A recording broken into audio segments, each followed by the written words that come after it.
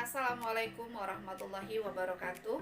Perkenalkan, saya Indra Yasinta Oktavia Marpaung, peserta Latsar CPNS tahun 2022 yang diselenggarakan oleh Badan Pengembangan Sumber Daya Manusia BPSDM Provinsi Sumatera Utara dari Angkatan 10 Kelompok 4 dengan nomor absen 32. Berikut ini saya akan memaparkan mengenai kedudukan, peran, hak dan kewajiban, dan kode etik ASN. Seperti yang kita ketahui berdasarkan Undang-Undang Nomor 5 Tahun 2014 bahwa pegawai pemerintah atau ASN diharapkan dapat menjadi pegawai yang profesional, dapat diandalkan, memiliki nilai-nilai dasar, kemudian tidak terlibat dalam kepentingan politik dan bebas dari korupsi, kolusi, dan nepotisme.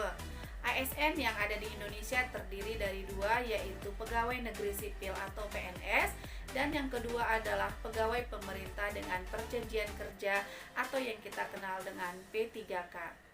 Pegawai negeri sipil atau PNS diangkat secara tetap oleh pejabat pembina kepegawaian, sedangkan P3K berstatus tidak tetap karena disesuaikan dengan kebutuhan instansi masing-masing. Namun, kedudukannya dalam pelayanan atau pelaksana kebijakan adalah sama, bahwa P3K ataupun PNS memiliki kedudukan yang sama di dalam melaksanakan kebijakan yang datang dari pemerintah. Peran ASN adalah sebagai perencana, pelaksana, kemudian pengawas dari semua penyelenggara tugas umum dan pembangunan nasional melalui pelaksanaan kebijakan dan pelayanan publik yang profesional. Nah, dalam menjalankan perannya tersebut, maka ASN itu wajib memiliki 3 fungsi utama. Yang pertama adalah ASN sebagai pelaksana kebijakan, kemudian yang kedua adalah ASN sebagai pelayan publik, dan yang ketiga adalah ASN sebagai perekat dan pemersatu bangsa. Sebagai pelaksana kebijakan, ASN harus memahami terlebih dahulu apa pengertian kebijakan. Nah, kebijakan adalah segala sesuatu yang ditetapkan, yang dituangkan, dan yang dikeluarkan oleh pemerintah. Bisa dalam bentuk regulasi, perundang-undangan, peraturan pemerintah, atau bahkan mungkin yang sering kita temui di lingkup yang paling kecil adalah surat edaran. Itu adalah kebijakan yang dikeluarkan oleh pemerintah yang wajib kita laksanakan. Nah, sebelum kita melaksanakan kebijakan tersebut, seorang pegawai juga harus memahami isi dari kebijakan, kemudian dari mana sumber kebijakan, dan bagaimana cara pengimplementasiannya di lapangan atau di masyarakat. Kebijakan-kebijakan yang bersumber dari pusat akan dituangkan ke dalam Renstra atau RPJMD oleh pemerintah daerah, baik di tingkat provinsi yang dikepalai oleh gubernur maupun di tingkat kabupaten kota yang dikepalai oleh bupati dan wali kota.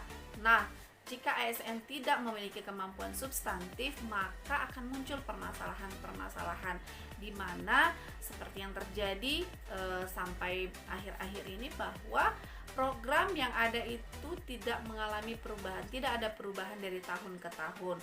Kenapa? Karena sering sekali tupoksi atau tanggung jawab sepenuhnya terkait perencanaan program atau kebijakan itu diserahkan kepada Kasubag program. Padahal pada hakikatnya seharusnya itu direncanakan bersama-sama oleh semua pihak atau pegawai yang terlibat atau stakeholder yang terlibat dalam kebijakan atau yang ada di dalam OPD masing-masing.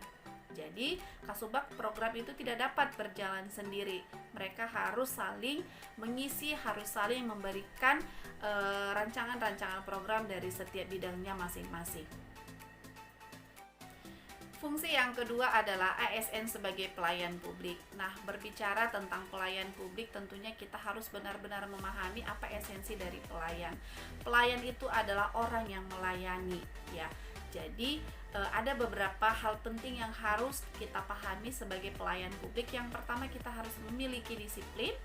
Kemudian kita harus memiliki kemampuan di bidang kita masing-masing, dan yang paling terutama adalah memiliki sikap dan perilaku yang baik.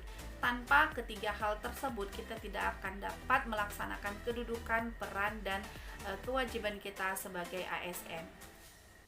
Ada beberapa fenomena yang terjadi terkait dengan pelayanan publik. Sering sekali pegawai atau ASN yang telah memiliki jabatan atau status tertentu sering sekali berharap untuk dilayani. Padahal sebenarnya beliaulah yang harus lebih melayani masyarakat. Jadi sebagai ASN kita harus memiliki sikap yang baik. Jangan pernah berharap untuk dilayani, tapi mari bangga melayani masyarakat.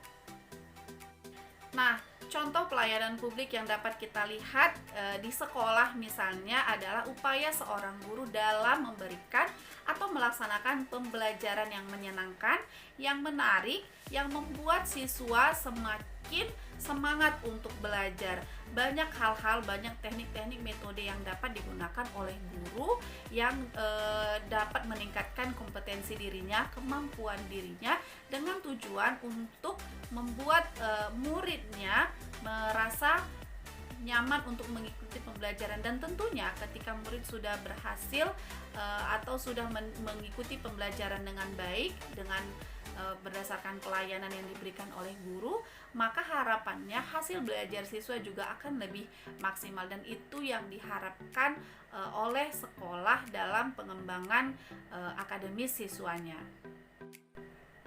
Dan fungsi ASN yang ketiga adalah ASN menjadi perekat dan pemersatu bangsa. Nah, dalam hal ini seorang ASN harus bisa menjadikan dirinya sebagai contoh, sebagai teladan untuk orang lain, baik di lingkungan keluarga, masyarakat, organisasi maupun bangsa dan negara. Nah, seorang ASN juga harus mampu menempatkan diri dan menempatkan posisi di mana ia berada. ASN harus bisa disenangi oleh banyak orang, kemudian senang membantu orang lain, dan tentunya mengamalkan sila-sila yang ada di dalam Pancasila dan Undang-Undang Dasar. Karena memang setiap ASN itu harus selalu menjunjung tinggi ideologi bangsa, yaitu Pancasila dan Undang-Undang Dasar 1945. Dan terkait perekat dan pemersatu bangsa, tentunya harus memegang atau memedomani persatuan dan kesatuan. Selanjutnya adalah hak dan kewajiban ASN. Nah, apa sih hak itu? Hak adalah segala sesuatu yang bisa didapatkan, yang bisa diperoleh setelah melakukan kewajiban harusnya. Nah, dalam hal ini ada beberapa hak yang dapat diperoleh oleh ASN atau pegawai pemerintah. Yang pertama adalah gaji, kemudian fasilitas, tunjangan, cuti, kemudian juga ada pengembangan kompetensi dan perlindungan diri, dan jaminan kesehatan serta jaminan hari tua.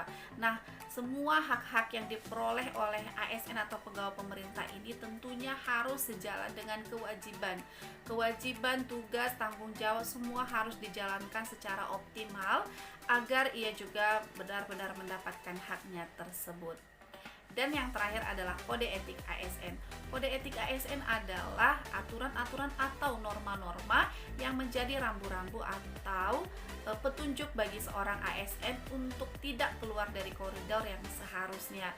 Ibarat lampu lalu lintas, ada rambu-rambu lalu lintas yang menjaga kita, mengarahkan kita, menuntun kita agar tidak keluar dari jalur yang seharusnya. Baik, demikian yang bisa saya sampaikan mengenai kedudukan, peran, hak dan kewajiban serta kode etik ASN. Semoga dapat bermanfaat. Wassalamualaikum warahmatullahi wabarakatuh.